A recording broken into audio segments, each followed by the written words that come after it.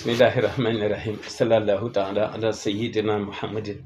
wa ala alihi wa sahbihi wa sallama tasliman bi yawmi tulata'i ci mimug yawmi gi ci la ko tedd ki waxe ni maha zalali wa shukuki wa zunun man kaane li bi ma yu bayyinul funun ci alif gi mujj ci atulata'i ci la waxe ni iza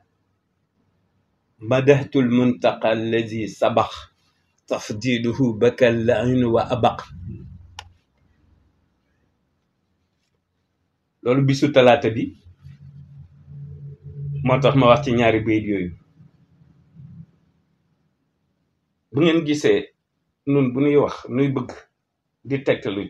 ci waxi ku tedd gi mooy li munu ci wax ni lu mu bind lu nekk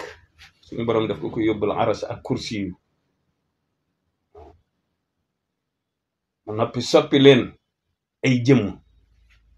waaw ñuy def ne malaayika yi di sàbbal seen borom loolu ku tedd ki mën ko wax te nu gëm ko iza katabtu tazza arshul baaxi wa sabbat malaayikatu fi baaxi ñuy ziar kilifa gi di ziar kilifa yépp di ziar jullit yépp di ndokkeel ñépp di taatan yërmande ku tedd ki ak jàmm ji ko yàlla jox ba mu ko daan si ñëw salaamu ala man ittaba al huda. damay faral di wax ni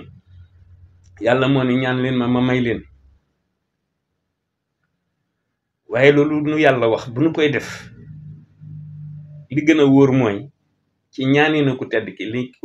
ko ku tedd ki ñaan ba noppi waaw ba may ko ba noppi nu jaar ci ñu potoxlu ci moo gën a wóor waaw ndax suñu lompañ ak suñuy moy yàlla ak suñuy tooñ di tooñ yàlla di tooñ suñu bopp di tooñ suñuy moroom di tooñ suñu waa réew nu ne nu ñuy tooñee waaw fekkante ne da nga def tooñkat nag da ngay làqu ci koo xamante ne bii musta tooñ kenn te ñi ko tooñoon ñëpp da leen a baal muy sunu kii di Cheikh Ahmadou Bamba Xaadimu Rasuul.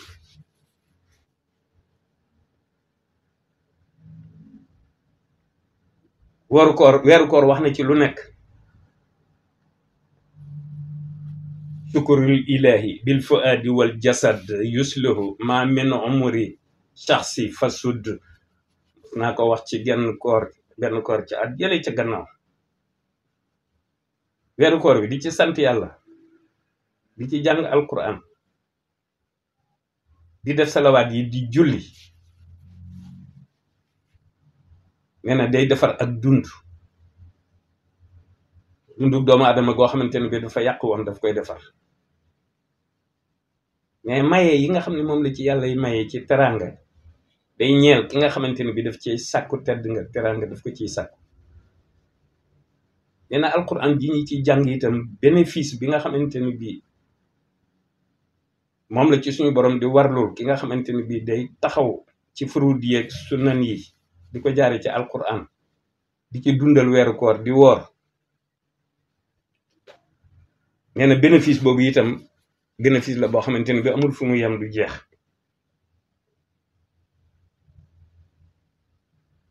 loolu moo tax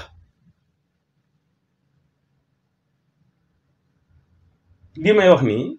ñi ko jëbal seen bopp ne ay murid lañu rek taxuñu may wax waaw képp ku nekk ci réew mi maa nga nekk bitim réew te nangu ni moo doon yonent bi alayhi salaatu wasalaam waaw bokk nga ci li tax waaw bokk nga ci ñi tax may wax ndax ku nangul yonent bi rek boo comprendre boo amee ndimbal war koo nangul ndaxte moo doon yonent bi moo ko doon ne nu ne waaw yonent bi itam moo ko doon loolu islaam doon loo ko téeréem bii di alquranul karim moo ko waxee fu nekk ak loxaam bi nga xamante ne bii mooy moo gën ci langue yi ndax li ci alquranul karim wàcc bi càggi na yonent bi dafa bokk ci xurayshi giiru xurayshi rek langue bi daal di gën déedéet ba nubuwa bi ñëw ba noppi jaaree ci langam ndax yonent bu yàlla musa yónni rek ci sa langu réew ci sa langue ci la lay jaaraleel texte yi nga xam ne ci la jibril di indi révélation yi moo tax nag langu arab nag moo tax mu ëpp barke moo tax mu ëpp barke ndax ni yonent bi ëpp barke yonent yëpp ëpp barke ñëpp yilif ñëpp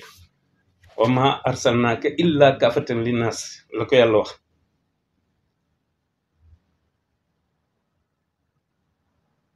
da ko tedd ki dama ko wax jaawatu rabbi bi lisaanil arabi bila nihayatin wa tabat xurabi